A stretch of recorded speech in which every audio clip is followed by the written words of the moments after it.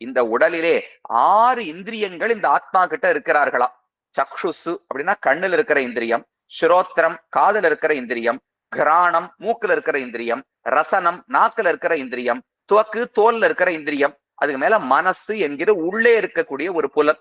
இந்த 6 இந்திரியங்களையும் கர்ஷதி, இவற்றை ஒவ்வொரு உடலிலிருந்து இன்னொரு உடலுக்கு ஆத்மா அழைத்து கொண்டே போகிறாரோ இல்லையோ.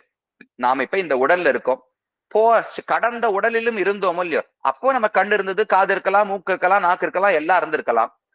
ஒரு உடலை விட்டு ஒரு ஆத்மா மற்றொரு உடலுக்கு போகும்போது அந்த இந்திரியங்களை எல்லாம் எடுத்துக்கொண்டு போகிறாரா, இல்ல ஒவ்வொரு உடலை அடையும் போதும் புதிதாக இந்திரியங்களை பெறுகிறார்களான்னு கேட்டால் அந்த இந்திரியத்தை தான் அடுத்தடுத்த பிறவிக்கு எடுத்துக்கொண்டு போவார்.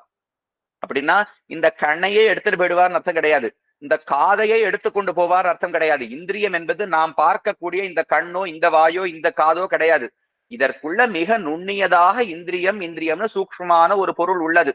அந்த இந்திரியம் இருந்தால்தான் கண்ணு என்பது ஒரு மாம்சம். அந்த மாம்சத்தை இயக்க வைத்து அதன் மூலம் பொருட்களை அறிவதற்கு கண் சக்ஷுஸ்னு ஒரு இந்திரியம் இருக்கும் இல்லையோ. அந்த நுண்ணிய இந்திரியங்களை அழைத்து கொண்டுதான் போகிறார். அதுக்கு ஒரு எடுத்துக்காட்டு சொல்ற.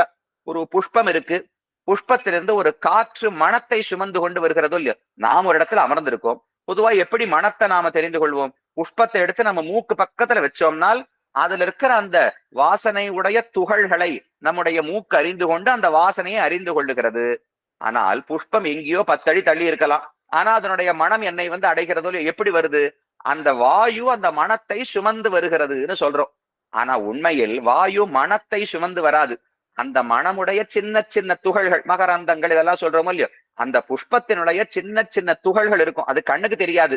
ஆனா அந்த துகள்களை வாயு சுமந்து கொண்டு வரும்போது அது என் மூக்கு பக்கத்துல வருதோ இல்லையோ, அப்ப அதனுடைய சுவையை அதனுடைய மனத்தை நாம் அறிந்து கொள்ளுகிறேன். அதே போல வாயு எப்படி ஒரு புஷ்பத்தையோ சந்தனத்தையோ தொட்டு கொண்டு செல்லும் போது அதிலிருந்து சின்ன சின்ன அணுக்களை சின்ன அவயவங்களை சுமந்து செல்லுகிறதோ, அதை போல இந்த ஆத்மா ஒரு உடலிலிருந்து இன்னொரு உடலுக்கு செல்லும் போது தன்னுடைய 5, 6 இந்திரியங்களையும் எடுத்துக்கொண்டுதான் போகிறார். அடுத்த உடலுக்கு போய் விஷயங்கள் அனுபவிக்கிறார். அங்கிருந்து அடுத்த உடலுக்கு இந்திரியங்களை எடுத்துட்டு போய் அங்க விஷயங்கள் அனுபவிக்கிறார். அங்கிருந்து அடுத்த உடலுக்கு போய் விஷயங்களையே அனுபவிக்கிறார். 5 இந்திரியங்களுக்கு ஞான இந்திரியங்கள்னு பேர். கண்ணு காது மூக்கு நாக்கு தோல் என்பவை ஞான இந்திரியங்கள்.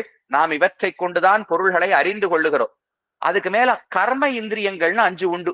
வாக்கு பாணி பாத பாயு உபஸ்தங்கள், பேசுவதற்கு பயன்படக்கூடிய நாக்கு, கைகள் கால்கள், மலம் ஜலம் கழிப்பதற்கான இந்திரியங்கள். இந்த 5 கர்மேந்திரியங்கள்னு சொல்லப்படுகின்றன. அப்ப அதை எடுத்து செல்வதில்லையானால் அவற்றையும் எடுத்துக்கொண்டுதான் இந்த ஜீவாத்மா ஒரு உடல்ல இருந்து இன்னொரு இடத்துக்கு போறாங்க. எந்த இந்திரியங்களை கொண்டு உலக விஷயங்களை அனுபவிக்க முடியும்? நம்முடைய கர்மேந்திரியங்கள் 5ஐயும் கொண்டு உலக விஷயங்களை அனுபவிக்க முடியாது. நம்முடைய கால்களாலோ கைகளாலோ உலக விஷயத்தை நாம அனுபவிக்கல, ஞானம் ஏற்படாது. செயல்களை மட்டும்தான் செய்ய முடியும். அப்ப விஷயங்களை அனுபவிப்பது என்பது 6 இந்திரியங்களை கொண்டு மட்டும்தான். 5 ஞானேந்திரியங்கள், மனசு என்கிற 6வது இந்திரியம். இந்த 6 மட்டும்தான் விஷயங்களை அனுபவிப்பதற்கு பயன்படுகின்றன.